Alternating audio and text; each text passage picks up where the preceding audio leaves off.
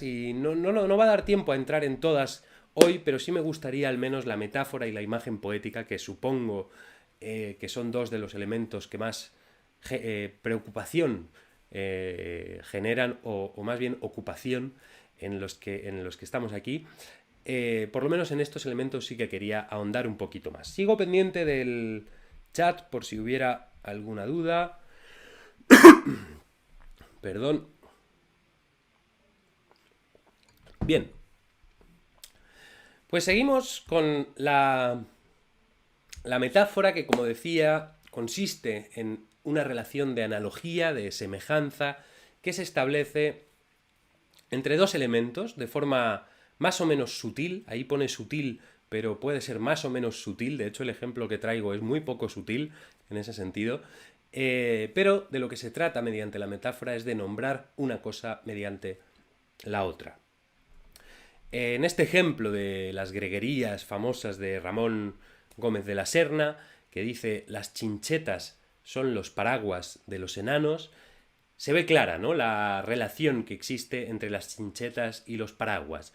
Las chinchetas, el otro día tuvimos un debate encendido, no recuerdo en qué contexto, sobre la forma en que, o lo que significaban las chinchetas en América Latina, y se convino en decir que chinchetas en América Latina en la mayoría de lugares son chinches, ¿sí? Son estos objetos puntiagudos que se utilizan para colgar cosas en la pared, haciendo un agujero que después no se elimina de ninguna manera.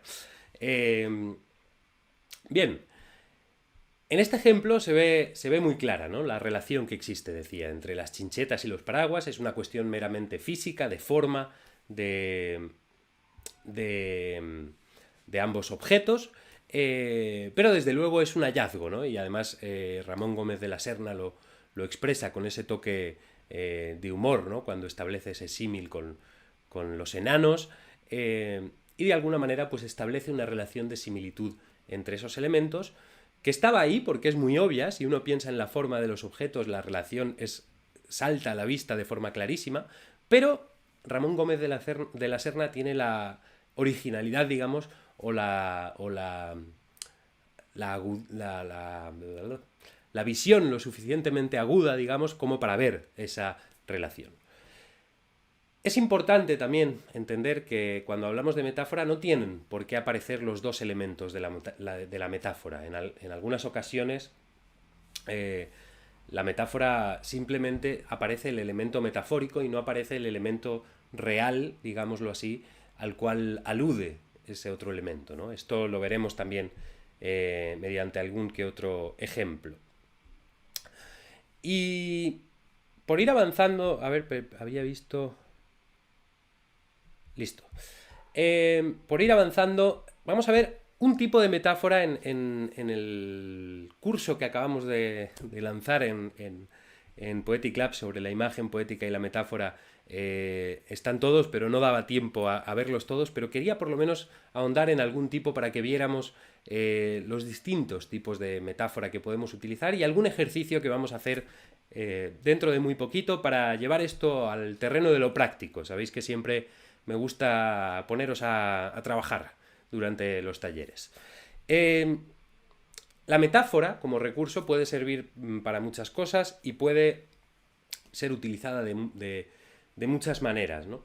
Hay una cosa importante antes de entrar en este tipo de metáfora, en la metáfora afectiva, que creo que hay que señalar, y es que para que la metáfora resulte lo suficientemente llamativa y lo suficientemente extraña en el buen sentido de la palabra, en el sentido que comentaba antes, ¿no?, de producir un extrañamiento, esta asociación entre elementos que hagamos tiene que ser lo suficientemente lejana como para que sorprenda de alguna manera al lector, pero de alguna manera tiene también que ser algo que no estaba ahí antes, ¿no?, que nosotros encontramos, o que estaba ahí pero que nosotros que no se había descubierto hasta ese momento. Si utilizamos metáforas que están demasiado utilizadas o que ya no sugieren tanto porque las hemos leído muchas veces o las hemos escuchado muchas veces, de alguna manera pierde fuerza, ¿no?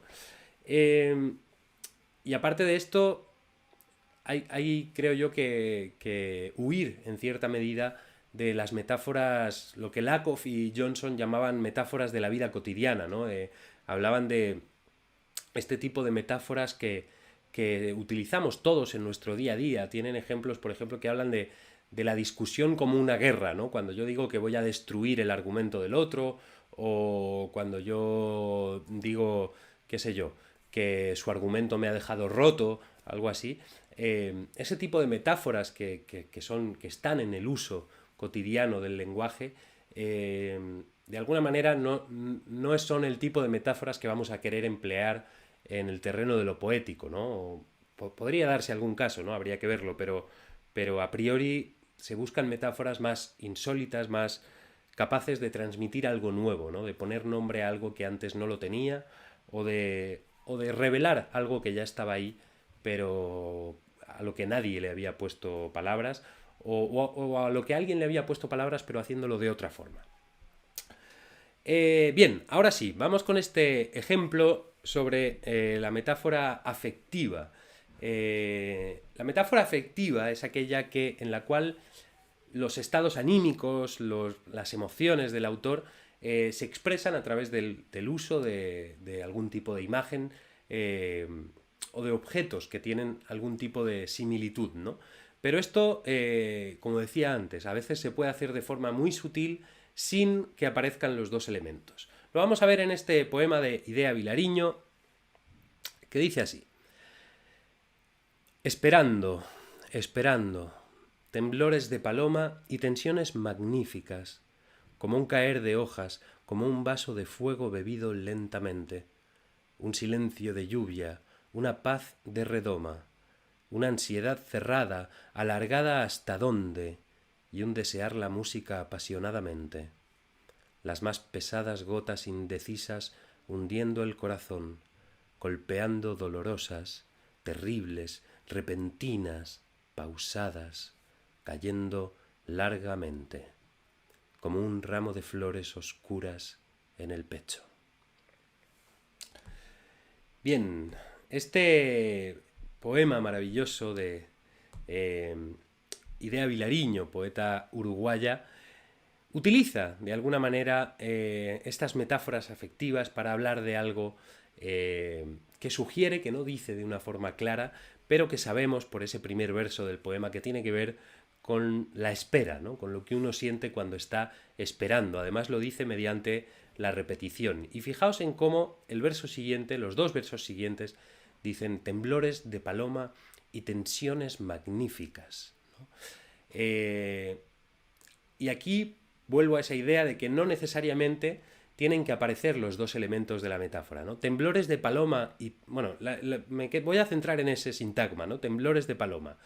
Esos temblores de paloma establecen, o parecería que establecen un símil entre la persona que escribe, la voz poética, y ese animal, las palomas, pero no habla de la persona que escribe, simplemente habla de temblores de paloma, pero uno puede imaginar a una persona temblando como una paloma cuando lee esos versos, ¿no? De manera que... Y fijaos cómo lo visual es muy importante, ¿no? ¿Quién no ha visto una paloma temblando en un día cualquiera, en una ciudad cualquiera, ¿no? Es algo que todo el mundo ha visto alguna vez, esa forma, ¿no? He estado a punto de ponerme a temblar yo, pero quedaría quedaría ridículo y no lo voy a hacer porque esto luego queda grabado. pero en fin, sabéis a qué me refiero, ¿no? Me imagino que lo habéis visualizado.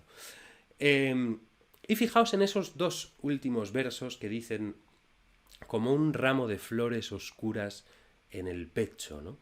Esos dos últimos versos están a caballo entre la metáfora, la comparación pura y dura, el símil puro y duro, porque utiliza el como, lo cual acerca al símil, aunque es un como que no se remite a nada, ¿no? ¿Qué es como un ramo de flores oscuras en el pecho?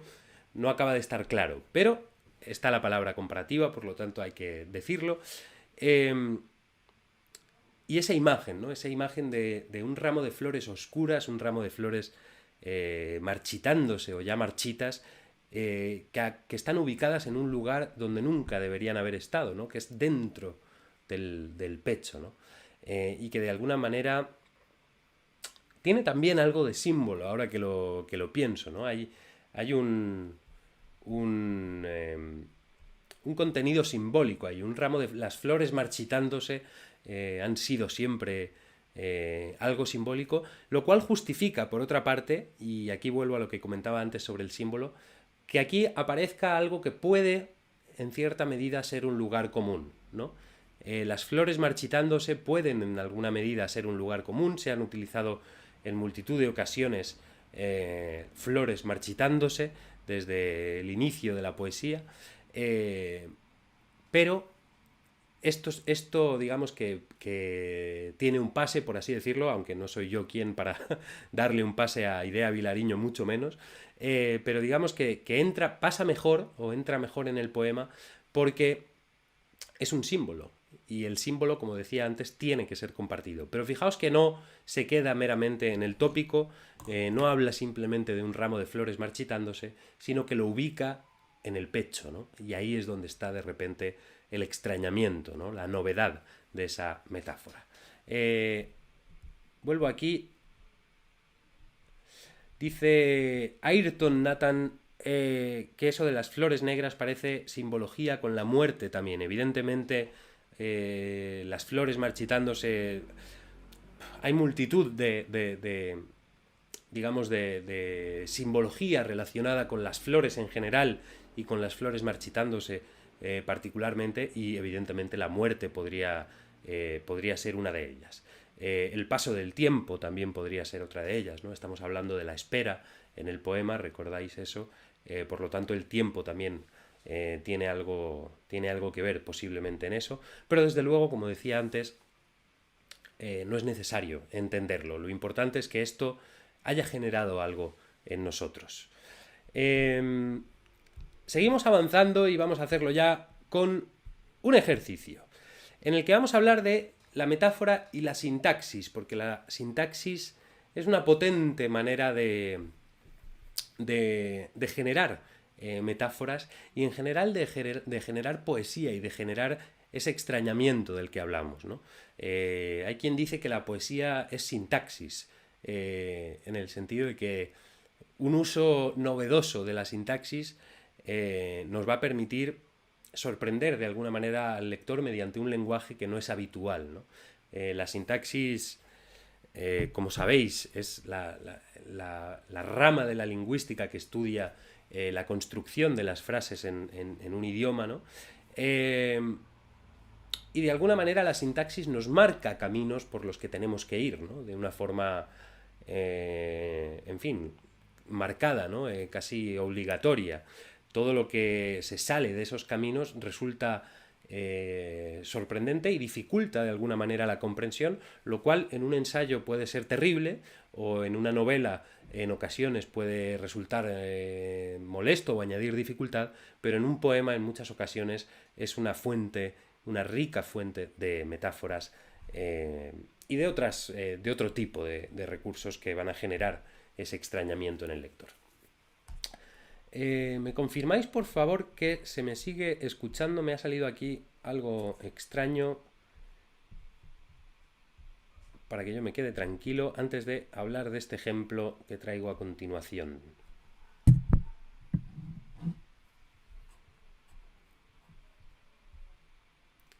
Sí, perfecto. Listo. Bien, metáfora y sintaxis. Una vez más, solo he traído un ejemplo por una cuestión de tiempo, pero creo que va a resultar útil y que va a darnos, espero, un recurso, si es que no lo teníamos ya, para generar metáforas de una forma, a través de un recurso que es bastante simple y que todos hemos visto de alguna manera en algún libro, en algún poema, pero que a veces pues el hecho de ponerle palabras, digamos, y de tener claro en qué consiste, de alguna manera nos sirve para tener ese recurso en nuestra caja de herramientas. Se trata de aquel tipo de metáforas en las cuales el verbo va a ser el elemento que permita que se produzca la metáfora, ¿no? ¿Cómo permite eso? Pues mediante el hecho de atribuir acciones, determinadas acciones, a elementos, a cosas, a objetos, a personas que no podrían, en teoría, realizar esas acciones, ¿no? Esto tiene mucho que ver muchas veces con la personificación, con la animalización, con el hecho de dar a algo que no es un animal una forma animal o a algo que no es una persona una forma de persona. Y lo vamos a ver claro, se va a ver claro yo creo en este ejemplo de Carlos Pala, que dice: las noches de Madrid arropan a los solos se desgajan por sus bares insomnes, donde las voces, todas, se anudan como llaves y son voces y lágrimas, y son dagas y valses. ¿Sí? Y fijaos ahí cómo esos tres verbos que he puesto en negrita atribuyen una acción a algo que en teoría no debería poder realizarlo, ¿no? Las noches de Madrid no podrían, salvo en un terreno metafórico, arropar a nadie. Sin embargo, aquí Carlos Pala nos dice que arropan a los solos, ¿no? Más adelante nos dice que los solos se desgajan por sus bares insomnes, ¿no? Esa idea de desgajarse, que es más propia de algo de la vegetación, de repente aparece ahí atribuida a los solos, que podemos intuir que son personas, ¿no? Y más adelante nos vuelve a decir: donde las voces todas se anudan como llaves, ¿no? Fijaos en esa imagen maravillosa que se genera a partir de ese verbo que atribuye a las voces la posibilidad de anudarse, ¿no? De repente las voces, que son algo, iba a decir intangible, no es intangible porque podemos percibirlo, pero que no tiene una forma física, de repente adquiere una forma física, ¿no? Se anudan como llaves, ¿no? Imagino que alguien intuirá cuál va a ser el ejercicio con el que vamos a interrumpir esta sesión. Llevo ya 1 hora dando la chapa. Imagino que lo habréis intuido, decía, pero evidentemente lo que os propongo es escribir unos versos breves utilizando los verbos. Siempre el uso de verbos y versos en la misma frase genera confusiones fatales. Escribir unos versos utilizando verbos como elemento metaforizador. Una vez más, de lo que se trata es de atribuir acciones a cosas, a personas, a animales o a ideas que en teoría no deberían poder realizarlas. Por ejemplo, la calle susurrando, el silencio atornillando algo o la luz derramándose, ¿sí?